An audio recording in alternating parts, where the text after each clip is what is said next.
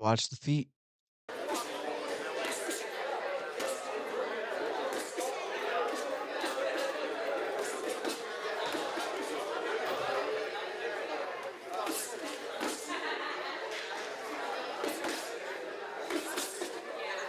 These guys are hitting. These guys are hitting. Ooh, and you see that's a veteran move right there. Pull down his hands to get to get an open punch. But look at that. That was very good. I don't know if he actually got it, but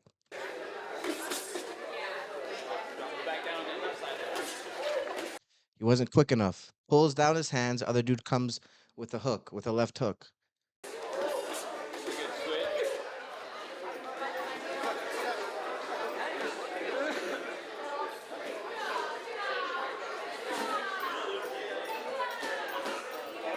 And what's interesting, this guy seems very comfortable fighting on the ropes. It's all about what you're comfortable with, man. You know what I'm saying? If you are comfortable, because there are ways you can fight on the ropes and do some real damage. Of course, I don't recommend it. You have to have it in you, but this guy seems like he fights very well off it. He seeming to gravitate towards it almost.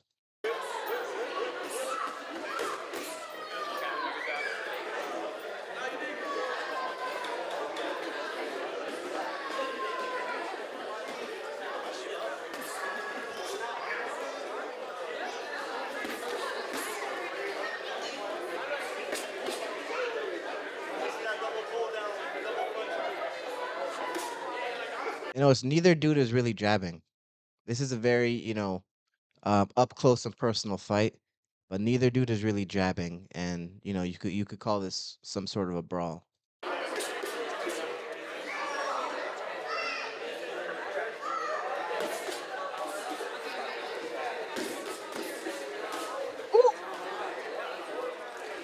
This guy's a great counterpuncher.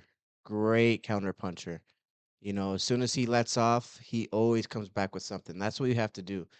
Some people they feel very more comfortable with counterpunching. That was me. I like to see the guy come for me, and what I'm saying, use his energy against him. That's just what I was comfortable with. You know what I'm saying? And if you can master that, it's a super super great strategy.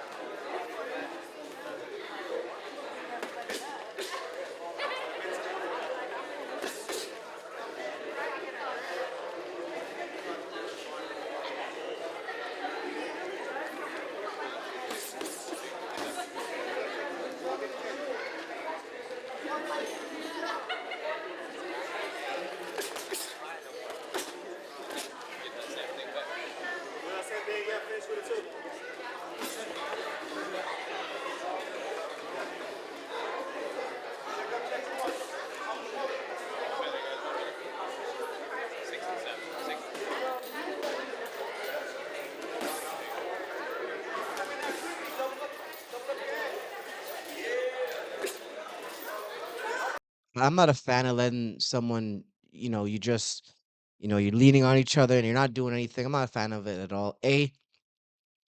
The dude that maybe needs that extra 30 seconds of rest, he's gonna get that, right?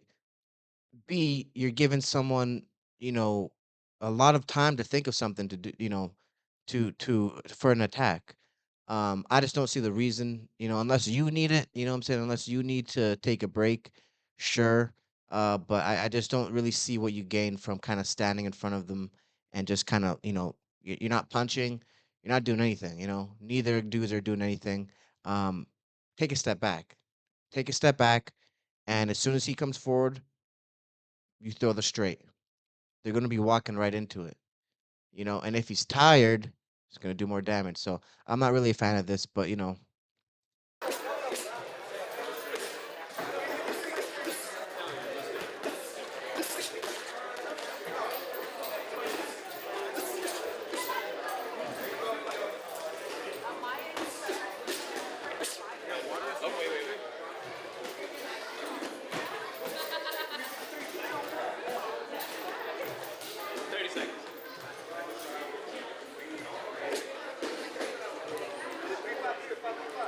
you know what he just did right there. Let's look at it again. He goes back into the ropes, and that's we'll see it again. That's a you know I've done this before, and it's good because this dude, if he is punching you where you are and you do this, he's gonna be most of the time he's gonna be off balance because of you know of how far you know that punch is off. You know, it's like you're going into space that doesn't exist. You know what I'm saying? You lean back into the ropes. Now, again, you have to be super crafty when you do this. I don't recommend anyone, you know, staying on the ropes, but if you're going to do it, you know what I'm saying? You can pull back and you know, you can push into the ropes and you kind of have that, you know, that flex. But the dangerous part is someone could, you know, lunge into you and muscle you essentially can keep you on the ropes and you could be in a really bad spot. So you got to have really good footwork. You have to be really crafty and fast to do this type of thing. But I've seen like when I was boxing, some guy tried to this guy loaded up with a crazy right hand and you know, I leaned back into the ropes and he himself threw himself into the ropes because he was so off balance when he didn't hit me and I circled right back into the middle of the ring, and I reset. And he was, you know, and I could have done a lot of damage, you know, when he was on the ropes, but you know, went back into the middle. We reset. Again, it's just sparring. So, this method, this yeah, you got to be crafty. You got to be really crafty when you're doing these types of things. They're unconventional, they're unorthodox, but they can work. And you have to figure these things out, use your different methods, and try different things. You know,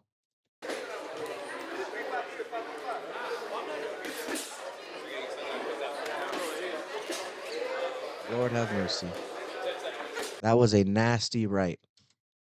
That again. Oh my god. One more time, bro. That was nasty. Look at this. Look at how his head spins. Oof. Damn. Keep your hands up, man. Keep your hands up. Both these dudes are really, really fast. So you cannot afford to be caught with your hands down.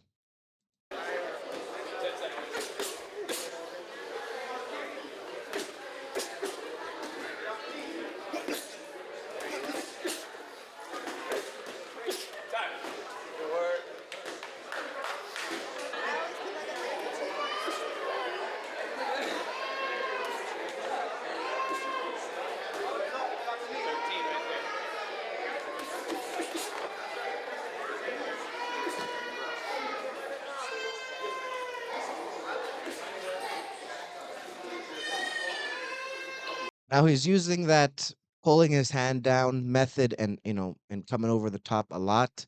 Um, you can't overuse that thing.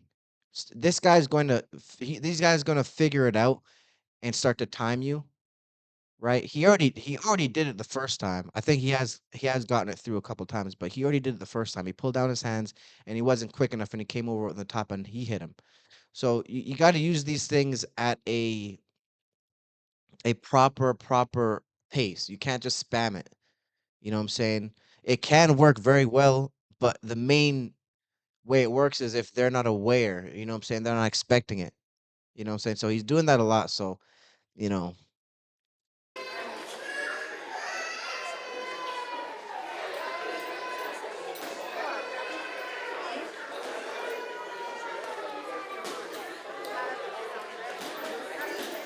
and another thing why this kind of method works is because in order for him to hit him while he's doing that, um, he has to really get out of position to land, right? It's not even so much of it is a different distance thing, but look at his legs are right here, but his torso is right here. Right? So it's almost like he has to get completely out of position and out of balance to even hit him. He has to almost like lunge into it. So that's another reason why this is a pretty crafty tool, crafty method. Um, you know, I think it's interesting. Like I said, I have seen it work many times. But you just have to be aware of the dangers of it.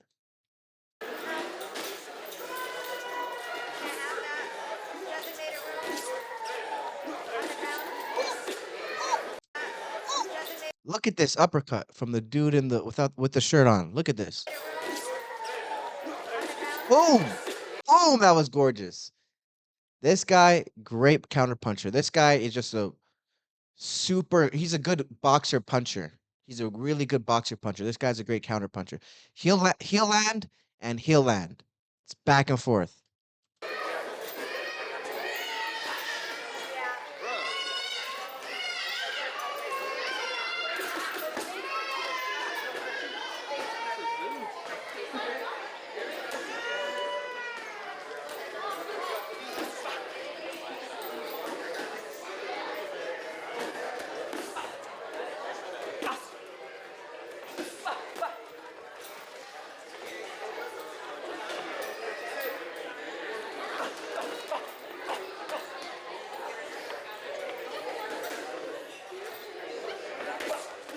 Jesus God. Nasty. Nasty punches.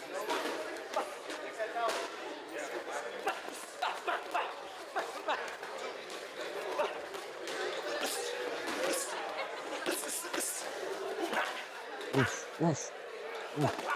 He, he's got to get out of the corner. He is not comfortable in the corner at all.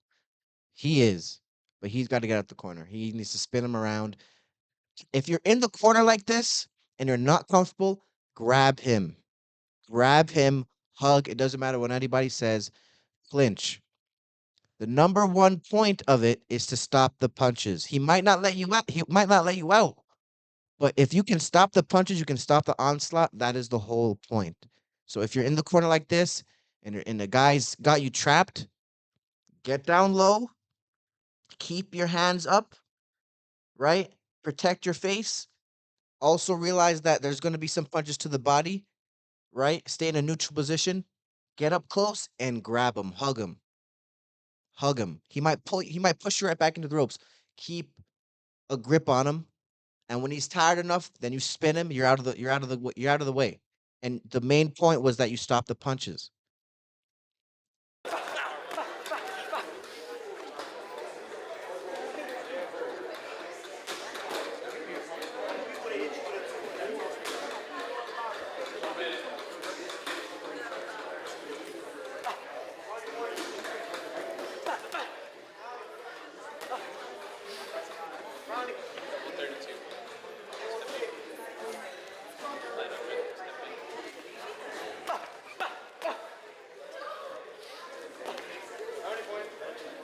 I forgot what that was.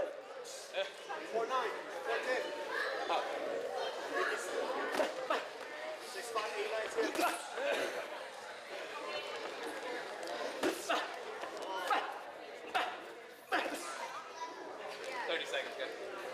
Five up, 5 up.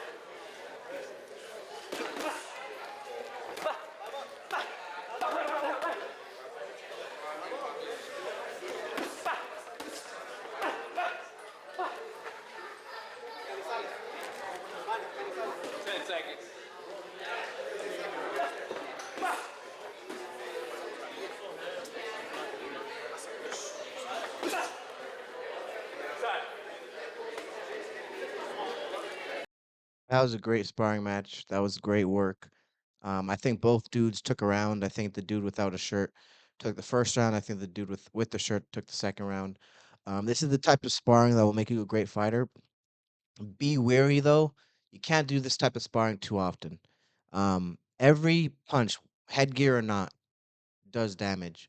And so just make sure you're aware of that and don't take unnecessary damage. Don't take unnecessary punishment, because these things when you spar like this every day, your body's not going to last. In my personal opinion, take for example Max Holloway.